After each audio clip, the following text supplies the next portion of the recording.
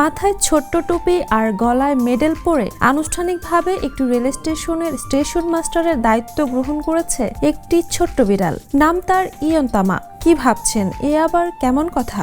কিন্তু জাপানের ইতিহাসে এ কোনো নতুন ঘটনা নয়। ইয়ন্তামা জাপানের তৃতীয় বিড়াল স্টেশন মাস্টার।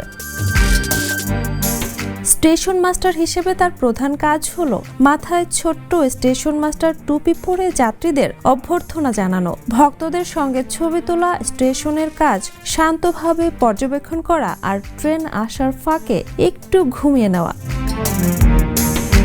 গত ৭ জানুয়ারি বিড়ালটিকে জাপানের পশ্চিমাঞ্চলের কিশি স্টেশনের স্টেশন মাস্টার করা হয়। ওয়াকামা ইলেকট্রিক রেলওয়ে প্রেসিডেন্ট মিৎসুনোবু কোজিমা অনুষ্ঠানে ইয়ন্তামার গলায় মেডেল পরিয়ে দেন।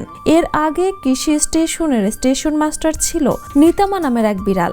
নিতামা প্রায় ১০ বছর দায়িত্ব পালন করেছে।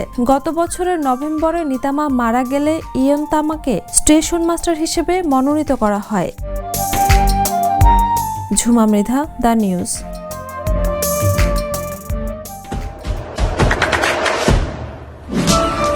দেশে দেশে সবার সাথে দ্য নিউজ।